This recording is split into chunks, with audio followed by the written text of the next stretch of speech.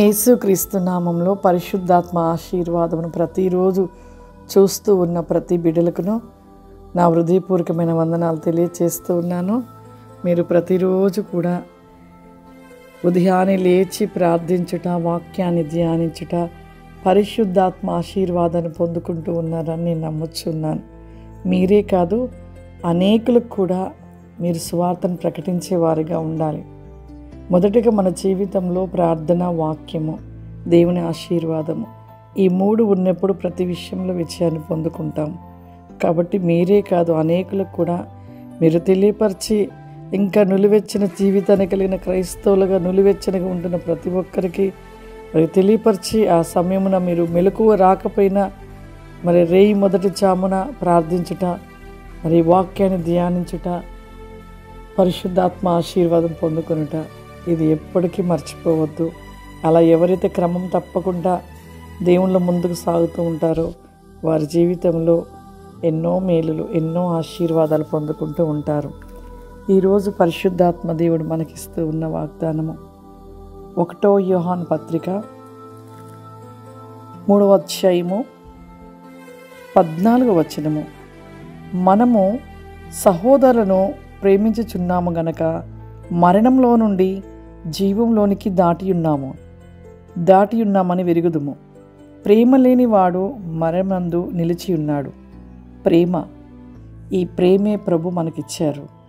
ఈ ప్రేమ విషయంలో చాలామంది ప్రేమ లేని వారిగా ఉంటూ ఉన్నారు. ప్రేమ చల్లార్చబడి ఉన్నది భూమి మీద. ద్వేషము ఏలుబాటు చేస్తూ ఉంది. ప్రేమ చల్లార్చబడ్డది. ప్రతి మనిషిలో కూడా ప్రేమ అనేది క్రీస్తు ప్రేమ మనం కలిగి ఉండాలి. ప్రేమ ఉన్న వారిలో దేవుడు ఉన్నాడు. ప్రేమ ఎవరిలో ఉంటుందో వారిలో క్రీస్తు ఉన్నాడు. ఎందుకంటే దేవుణ్ణి నమ్ముతున్నాం కానీ ప్రేమ లేని వారిగానే ఉంటూ ఉన్నాం. అందుకే అంటున్నాడు, ప్రేమ లేని వాడంట, మరి ఇక్కడ లేఖనంలో రాయబడినట్లుగా ప్రేమ లేని వాడు మరణం నందు నిలిచి ఉన్నాడంట. అదే మనం ప్రేమించుటలో ఉంటే జీవంలోనికి వెళ్తామంట. జీవమును కలిగి ఉంటాం. ఆ పరలోకానికి వారసులం అవుతాము. అంతేకాదు, జీవించడానికి దేవుడు అత్యధికమైన ఆయుష్తో మనని మరి నిలవబెడుతూ ఉంటాడు. కాబట్టి ఖచ్చితంగా ప్రేమను కలిగిన వారిగా మనం ఉండాలి. ప్రేమ లేకపోతే నిజముగా మరి మనము ఎంతగా పరిశుద్ధ గ్రంథం చదివి లేఖన ప్రకారము నడుస్తున్నామని చెప్పుకుంటారు, కానీ అసలు ప్రేమే లేకపోతే ఎన్ని వ్యర్థం అంటున్నాడు. ఎన్ని ఉన్నా ఏమున్నా ప్రేమ లేకపోతే వ్యర్థం. ఒక ఊర్లో కూడా ఇలాగ జరిగించబడ్డదంట. ఇది నిజంగా జరిగించబడ్డది.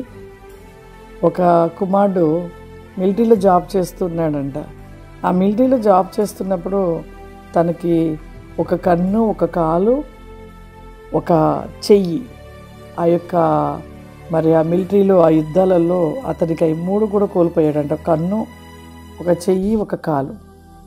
ఇంకా వాళ్ళ తల్లిదండ్రులకు ఏం చెప్పలేదంట. కానీ ఇంకా తనకి మిలిటరీ లో ఉంటున్న వారికి కొన్ని రోజులు హాలిడేస్ ఇస్తే వాళ్ళ అమ్మగారికి కాల్ చేశాడంట. చేసి ఇలా పోయినాయి అని చెప్పుకుంటా వాళ్ళ అమ్మకి చేసి చెప్పాడంట, అమ్మ నా స్నేహితుడు నేను వస్తున్నాము, మరి నా స్నేహితుడికి ఒక కాలు, ఒక కన్ను, ఒక చెయ్యి యుద్ధంలో పోయింది, అతను తీసుకొని వస్తున్నాను అన్నప్పుడు వాళ్ళమ్మ కొద్దిగా సందేహంగా మాట్లాడిందంట. ఎందుకు మన దగ్గరికి ఆ వికలాంగం తీసుకొస్తే ఎవరు చూస్తారు, మనం చూడడం కష్టము, అతన్ని ఏ విధంగా మనం ఉంచుకుంటాం ఇంట్లో, మన ఇంటికి వద్దు, తీసుకురాబాకు, వస్తే నువ్వు రా, కానీ అటువంటి వికలాంగులు అతన్ని తీసుకొని రా మాకు అనేసి తన తల్లి చెప్పిందంట. అప్పుడు తనకు చాలా బాధ అనిపించిందంట. తర్వాత ఒక 3 రోజులకి ఆ మిలిటరీ కార్ నుండి వీళ్ళ కాల్ వెళ్ళిందంట, ఫోన్ వెళ్ళినప్పుడు వీళ్ళు వెంటనే ఏం జరిగింది అనేసి ఫోను మాట్లాడితే వారు చెప్పారంట, అర్జెంటుగా మీరు రెండమ్మా అని చెప్పినప్పుడు తల్లిదండ్రులు ఇద్దరు కూడా పరిగెట్టుకుంటూ వెళ్ళారంట. అక్కడికి వెళ్ళిన వెంటనే చూస్తే తన కొడుకు చనిపోయి ఉన్నాడు. తన కొడుకుకు ఒక కాలు లేదు, ఒక చెయ్యి లేదు, ఒక కన్ను లేదు. ఇంకా తల్లి ఎంత దుఃఖం పడిపోయిందంట. అయ్యో, నా నోటిని జాగ్రత్తగా ప్రేమతో మాట్లాడినా బాగుండేది, ఆ కాలు, ఆ కన్ను, ఆ చెయ్యి లేని నా కొడుకేనా, కానీ నా కొడుకు మాట్లాడినప్పుడు నిన్ను ప్రేమగా మాట్లాడి నా కొడుకుని తీసుకొని రమ్మని చెప్పినా బాగుండేది, నేను అసహించుకునేటట్లు మాట్లాడాను, దాన్ని బట్టి ఈరోజు నా కొడుకు నాకు లేకుండా అయిపోయాడని ఆ తల్లి చాలా భయంకరంగా ఏడ్చిందంట. ఈ సంఘటన జరిగిన ఒక సిస్టర్ గారు నాకు చెప్పింది, వాళ్ళ కొడుకుని, తన కొడుకు ఇలా కోల్పోయానమ్మా, నేను ప్రేమ లేక ఇలా మాట్లాడడం వల్ల నేను ఇలా కోల్పోయానని చెప్పింది. చూడండి, మన జీవితంలో ప్రేమమైన మాటలు ఎంత కఠిన వ్యక్తినైనా మార్చేస్తాయి. ప్రేమగా మాట్లాడుట నిజంగా ఎంత బలహీనంగా ఉన్న వాళ్ళు కూడా బలపరచబడతారు. కాబట్టి ప్రేమ అనేది మనకు కావాలి. ప్రేమను కలిగిన వారిగా నిలిచి ఉండండి.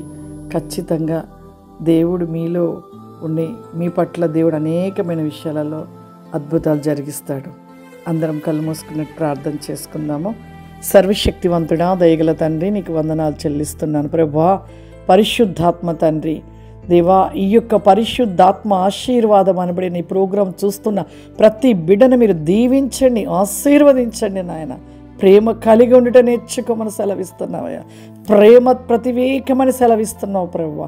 ఐ కెన్ మీస్ గో బ్లాక్ హ్యాండ్ అరెస్టెల్ బి గో బ్రికారిమా. పరిశుద్ధాత్ముడ, ప్రతి బిడ్డను ప్రభా, చూస్తున్న ప్రతి బిడ్డను ప్రభా, మీ ఆత్మచేత నింపండి నాయన. మీరు ఆశీర్వదించండి ప్రభా, మీరు దీవించమని యేసుక్రీస్తు నామములో నడుచున్నాను తండ్రి, ఆమేన్.